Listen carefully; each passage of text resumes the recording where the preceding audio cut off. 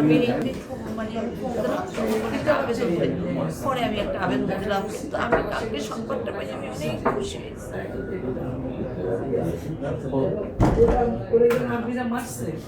আমি এত খুশি হয়েছি যে আমার ছেলেটা বাইরে যাবে, মানুষের সাথে ও একটা মানুষ, ও মানুষের সাথে মিলতে পারে, চলতে পারে। এই জন্য আমি দিচ্ছি, কারণ আমি মনে করি সরকারের কাছে আমার মাধ্যমে আমি জানাই ওদের মতো সন্তানরা জানি, মায়ের সন্তানরা জানি তাদের ন্যায্য পাওনাগুলো পায়, তারা জানি তাদের জন্য সেই ব্যবস্থাটা করে। এটা আমার অনুরোধ থাকবে এবং আমি আপনার কাছে চিরকৃত। আমি খুব নামাজ পড়ে আমার সারার জন্য কালকে দোয়া করছি। আমি পরে আমার ছেলেকে আমি বলছি, অতিরিক্ত আনন্দে মানুষের কান্না আসে, আমি এক পর্যায়ে কান্না করলাম। আমার ছেলেটা বাবা তুমি এখন বাইরে বের হবো, বাইরে যাবা। আমি খুব খুশি হয়েছি, অনেক খুশি, অনেক খুশি। আমি আমার কাছে প্রথমে আমার কাছে পরে আমি আমার কাছে কৃতজ্ঞতা স্বীকার করে পরে আমি আমার কাছে কৃতজ্ঞতা স্বীকার করছি। আল্লাহ যেন আমারে আরো অনেক বড় করে অনেক আমার সাথে কামনা রইল।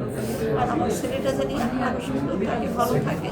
আমি মরার পরেও জানি আমার ছেলেটা মানুষের সেবায় নিয়োজিত থাকে। এটি আমি ছেলেটাকে বলছি, সৎভাবে থাকবা, সৎ অর্থ উপার্জন করবা। এটাই আমার ছেলেটার কাছে নামাজ করবে, এখানে আমার ছেলেকে বলছি। এই বলে আপনাদেরকে আমি ধন্যবাদ জানাই। আসসালামু আলাইকুম। যোগাযোগ করছি এবং আমাকে অনেক সহযোগিতা করছে, অনেক সহযোগিতা করছে। এবং আমার মা এখানে অনেক অবদান আমার জন্য, এবং ম্যাডামও আমার জন্য অনেক অবদান রাখছেন। আমার অনুভূতি ভাষায় প্রকাশ করা যাবে না, কারণ ম্যাডাম যদি আমাকে এটা না করতেন তাহলে আমার এটা হতো না। পরিবারে কয় সদস্য? আপনার মা কি, আপনার সংসার কীভাবে চলে, চলতো কীভাবে? আমার মা টিচার, একটু সমস্যার মধ্যে। আমি একাই আমার সন্তান। আপনার কোয়ালিফিকেশন কি, কীভাবে কী পড়াশোনা করেছে? বরিশাল পলিটেকনিক থেকে ইঞ্জিনিয়ারিং পড়তেছি, আর ডিগ্রিতে পড়তেছি। লিখতে পারেন মানে আপনি, মানে কি, আপনি তো শারীরিকভাবে অক্ষম, তাই না? কীরকম কী অক্ষম সেটা বলেন। আমার ডান হাত এবং ডান পায়ে আমার স্ট্রোক করছিলাম ছোটোবেলায় 3 বার। তো ছোটোবেলায় 45 দিনের মাথায় একবার স্ট্রোক করছি এবং 45 ঘন্টা একবার স্ট্রোক করছি। এটা আর জন্মর একদম হওয়ার 45 সেকেন্ডের ভিতরে একটা মিনি স্ট্রোক হয় ওইটা। আর 8 বছরের সময় হচ্ছে বড় একটা স্ট্রোক হয়। ওই 3-4টা স্ট্রোক মিলিয়ে যে বড় একটা স্ট্রোক হয়েছে, ওই স্ট্রোকটা সম্পূর্ণ আমার হয়নি আর কি। আমার স্মৃতিশক্তি একটু মানে ওই স্ট্রোকের পরে 8 বছরের পরে যে স্ট্রোকটা হয়েছে, তারপরে স্মৃতিশক্তি একটু মানে কম। আপনি দৃষ্টি আকর্ষণ হলো কীভাবে? আপনার উপরে কীভাবে দেখলেন, আপনাকে জানলেন কীভাবে? আবেদন করেছিলেন? ম্যাডামের কাছে আমি আসছিলাম, আমি ইচ্ছা করেই আসছি। এবং আমার একটা আশা ছিল যে ম্যাডামের কাছে গেলে তবু আমার একটা কিছু একটা হবে। এই এখন কোন পদে জয়েন করলেন? হেল্প ডেস্কে। Thank you. বাত ব্যথা, প্যারালাইসিস কিংবা আর্থ্রাইটিস, আধুনিক প্রযুক্তি ও অভিজ্ঞ বিশেষজ্ঞদের সমন্বিত চিকিৎসার নির্ভরযোগ্য নাম ডিপিআরসি।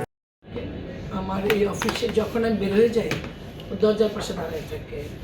আমি একদিন ওর ডাক দেখে যে হাঁটতে পারে না, হাতটাও বেশ অসুস্থ। আমি যেটা কি, তুমি কী চাও? বলে আমার একটা চাকরি দরকার। মা ছিল সাথে, মা অনেক কান্নাকাটি করলো যে আমার একমাত্র সন্তান। আমি ভাবলাম যে দেখি যদি ওর জন্য কিছু করা যায়। আমি বললাম আমাকে একটা আবেদন দেয়, আবেদন দিলে আমি দেখবো, চেষ্টা করে দেখবো। তারপর কম্পিউটার সে খুব ভালো জানে, তারপর মোটামুটি পড়াশোনার রেজাল্টও ভালো। তো ভাবলাম যে ওর এই শারীরিক অবস্থানের কারণে কোনো জায়গায় ও সুযোগ পাচ্ছিল না। আমি ভাবলাম যে দেখি, কারণ ওদের জন্য করতে হবে এবং সবার চেয়ে বেশি গুরুত্ব দিয়ে করতে হবে। যার জন্যই আমি ওকে ডাকলাম, ওর সাথে কথা বললাম, মার সাথে কথা বললাম যে ওর সহযোগিতার জন্য, যেহেতু একা মুভমেন্ট করতে পারে কিনা।